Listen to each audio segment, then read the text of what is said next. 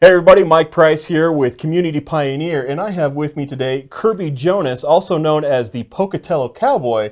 But Kirby, despite your nickname, Shelley is really kind of your hometown where you grew up. Yep. I spent 14 years here, starting 6 years old. Right before my 6th birthday, we moved here. Well, fantastic. Tell me a little bit more about yourself and growing up around here and what you've done. Okay.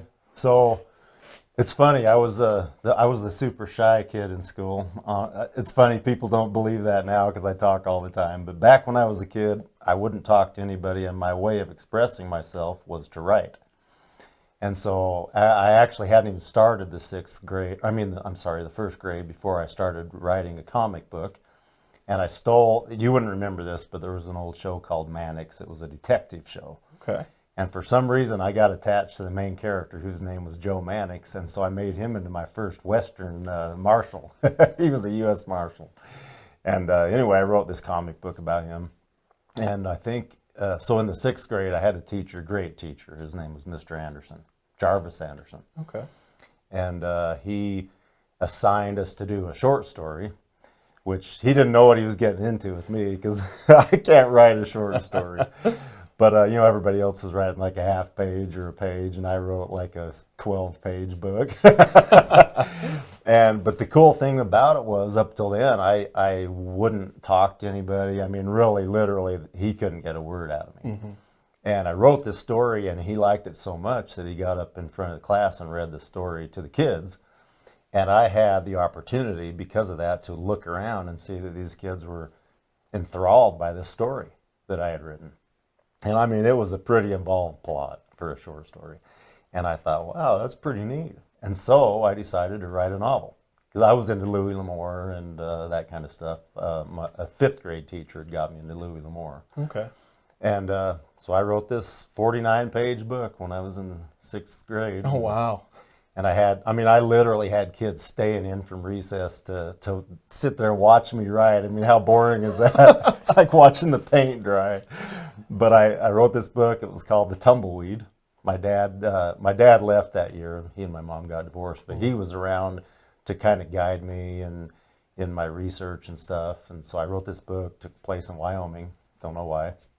I just picked that state. It's kind of a cowboy state. Yeah, yeah. In fact, I think it's called the Cowboy State. Yeah. Anyway, so I wrote that book in the 6th grade, and it was a huge hit. I used a bunch of the guys in my class as characters. Okay. And they all knew they were characters in there. And there was one character out of all of them that I didn't kill off, including myself. I killed myself off. And that book actually ended up being my 5th published novel. Oh, wow. Yeah. Very cool. So when I was, I won't get into all the details of how I wrote my first published book, but I wrote it when I was a senior. Wow. And so I was that kid that never got in trouble, was never at parties or anything, because I was home writing a novel. So 302 pages that one ended up being.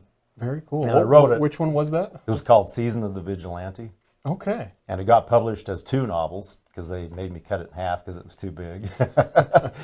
But and then later on, I started my own publishing company. Okay. And so that book, I recombined it into one and called it The Devil's Blood.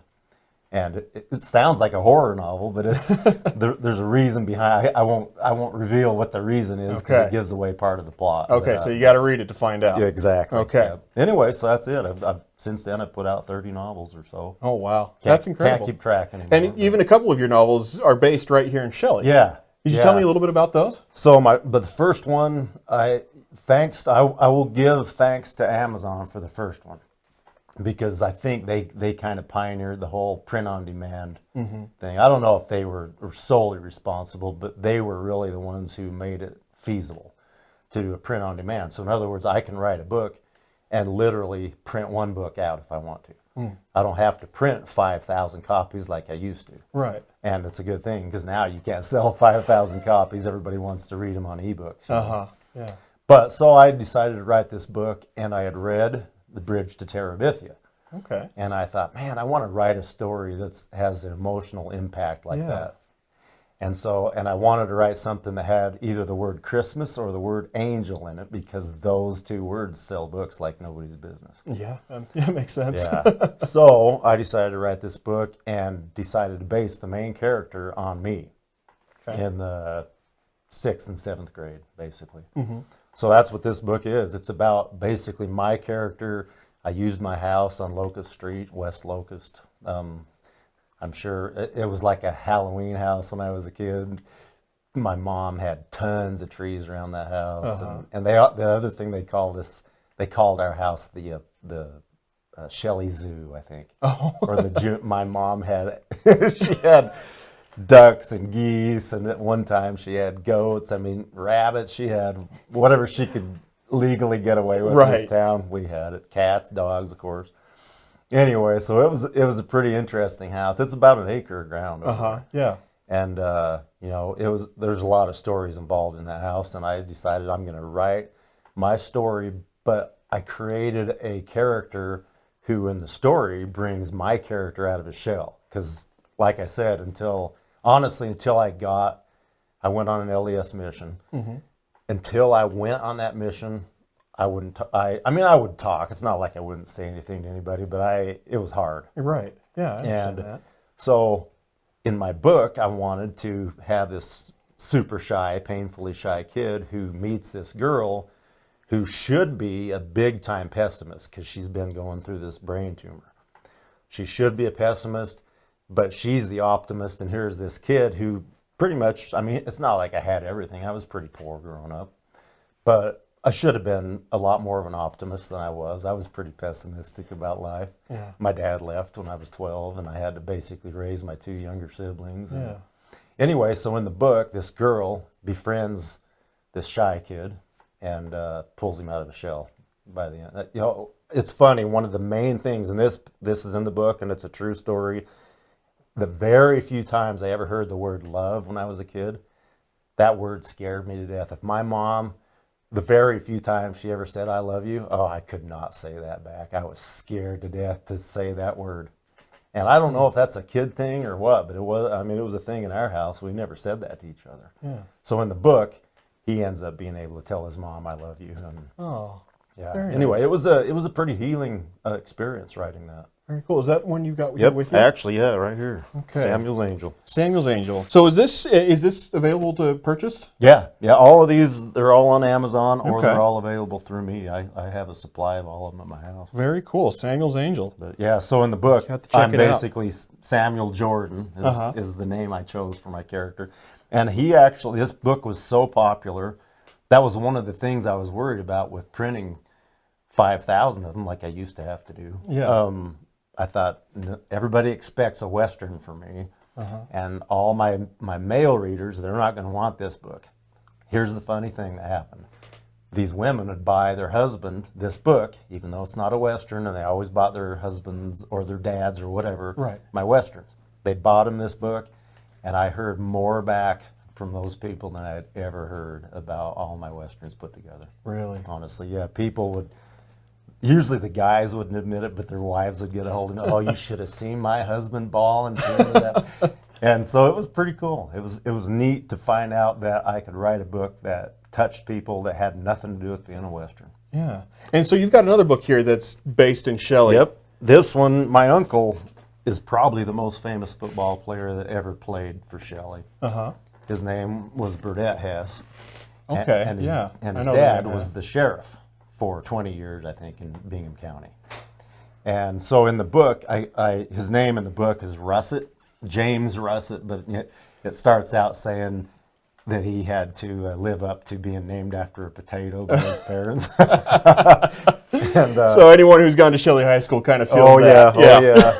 You know, I went through the whole bake those potatoes, mash those potatoes, fry. I mean, the whole gamut. Anything you can do to a potato. Our team got it, man. So they had to be tough. But anyway, so in the book, I modeled the character after my uncle, who went on to play pro ball. He got optioned, actually, for the 49ers. Never played for him, but he got optioned.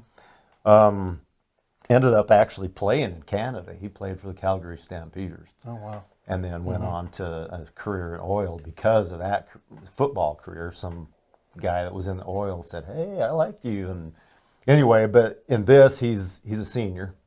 Starts out right after, actually, he starts out as a junior, and then the last part of the book, he's a senior, and it's like the last football season, obviously, for him. But there was a big conflict in the book between him and his sheriff dad.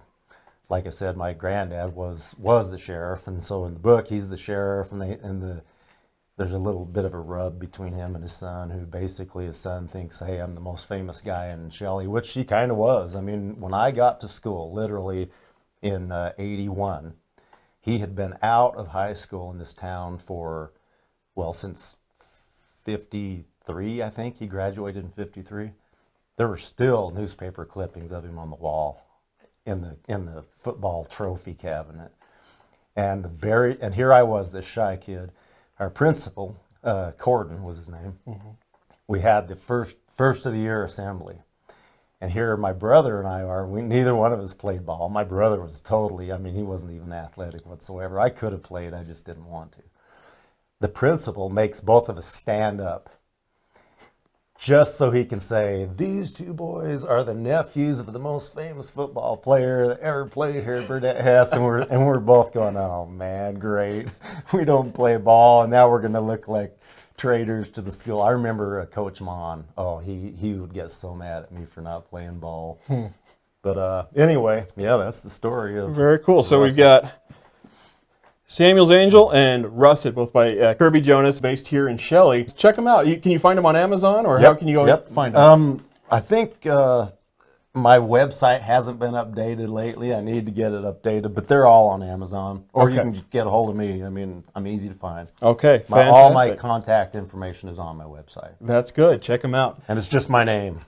So, but Westerns is really kind of your forte. Is that? I would say Westerns are really what got me going because of Louis L'Amour. Because my fifth grade teacher, Mr. Reagan, he picked out a book called Hondo, and he read it out loud to us, and I just was enthralled. What was it about that inspired you? I'll tell you. I think Louis L'Amour had a formula down. He had the ultimate formula that really drew people in. His formula was, I'm going to take this heroic guy who is a really good shot, and he's really good fighting with his fists, pretty much good at everything that the young kids back in that day would look up to. And then I got a bad guy, or in the case of that book, he had a bunch of Indians that the guy had to basically pit himself against. And it got to, so that book, he wins at the end, gets the girl. Mm-hmm. That was the Louis L'Amour formula. There was always a girl. There was always this tough guy that was tough with his fists and with his guns. And then there was always a really bad guy. And at the end of the book, you always knew Louis L'Amour's character was going to win, which, you know, it's funny because at the time I didn't recognize this, but to me, it's what I wanted. I wanted Superman. I didn't want to have some real life guy that got beat up or something. You know, I wanted my main guy that I was reading about to be the guy that won. And that's why Louis L'Amour got to be as famous as he is. He actually, I at one time was, I wouldn't say friends, but I was acquaintances with Louis L'Amour's son. Oh, okay. Bo. So I had lots of opportunities to talk to his son. And, you know, Louis L'Amour had this reputation for writing about everything that was true, and he had all this knowledge of history and everything. It was a lot of hype. Yeah. And you know, I still love the guy. I mean, I literally grew up on his books. I think I did one book report on a book that wasn't a Louis L'Amour book. It was by Jack London. All the rest of my reports were, and it's funny because now looking back, I remember going, man, I can't think up a new theme because they, you know, they had what's the theme and what's all this and that. Uh-huh. They were all the same. And at the time, I didn't recognize that. And I just remember thinking, man, I got to come up with something original. Honestly, I could have taken the same book report, changed the names of the characters, and I didn't know that. But it didn't matter because Louis L'Amour had this thing, and he knew it's what people wanted. They want their main guy to win. If it's not fixed, don't broke it. Exactly. You're a writer too. Yeah. Anyway. I'm gonna say that again. If it ain't broke, don't fix it. Exactly. Yeah. So yeah, I wouldn't say that Western. They were my forte. I honestly have gotten into writing so many other kinds of books that take place during the Depression in Pocatello. I just finished a sci-fi novel that takes place in 2032. And that book is actually kind of scary because a lot of the stuff that I was describing in there is what I'm seeing in the world today, like a big disease that was called the Cali York something or other, because it mostly hit California and New York. Oh, okay. And so I get this book all done and barely finished it right before this whole pandemic thing hit. So a little prophetic in your writing there. Yeah. It's like I said, a little scary. There were times I almost didn't want to put the book out because I'm thinking, man, it's scaring me just to read back over it. But it's that book right there, honestly. Which one is it? It's this huge one. Okay. It was so big I had to redo my format because Amazon, it was too big for Amazon. I entered it to be printed, and they wrote back and said it's 18 pages too long for anything we allow, honestly. Oh, wow. So I had to change it from my normal size to bigger. To larger. And so that's format. a final song for Grace. Yep. Check it out if you need to take a break from the pandemic to read about another pandemic. Exactly. And the pandemic isn't a big part of the story. It's just, here was this huge pandemic and this huge war, which was another world war called they call it the GTW, for Great and Terrible War, because basically it took out like 2/3 of the world population. Oh, wow. in this. And Pocatello's still there. There's a few places that are still there, but towns have been wiped off the face of the map. There's no longer any freeways. They have what's called the air tube that it runs along where all the freeways used to be, and people just get in this tube and it shoots them to the next city. But there's not a lot of traveling in the future. Anyway, it was honestly, it sounds a little scary in a lot of parts, but it was probably other than maybe Samuel's Angel, probably one of the most heartwarming stories I've ever written. Oh, great. Yeah, I think it's one that really people get drawn into these characters. They're two animals you can see on the front there, and I think people really they're attached to animals, and so it's easy to draw somebody in talking about an animal, even if it's a skunk like one of the main characters. But yeah, anyway. So what's been your favorite book to write, and why?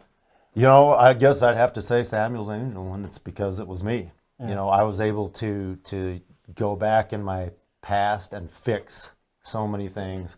There was I think most people that read the book that went to school with me, they already had figured this out, and they'd write to me and they'd say, so-and-so is such and such a person in real life, isn't it? And I'd admit, yeah, it is.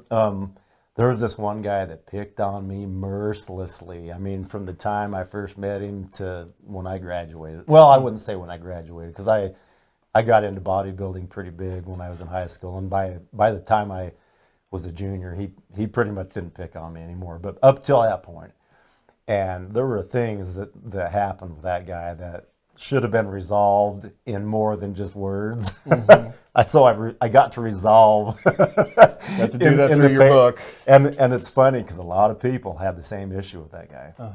So I'd get a hold of people, man, I wish that could have happened in real life. And yeah, I won't say who it was, obviously. There's a lot of real people in there, and I used the real names. Did you know Mr. Kidman? Les Kidman? I know the name Kidman. Yeah. Around here. So I used him. He was my art teacher. Loved that guy. He was one of those few teachers that just really drew me out of my shell, as much as anybody could draw me out of my shell. But just to this day, I'm friends with him. Wow. In fact, I was building the garage here a while ago, and he and his son just showed up and helped me. I mean, just a cool guy. That's fantastic. Anyway. Well, Kirby, thank you so much. I appreciate you taking the time to come and share this with me. Check out his book, Kirby Jonas. What's your website? It's KirbyJonas.com. KirbyJonas.com. Go and check it out. Yeah, I'm looking forward to taking a look at some of your books and Thank you, Mike. Getting to know you a little bit better. Thank you so much. Yeah, I'm glad you guys started this up. I'm excited about it. Thank you.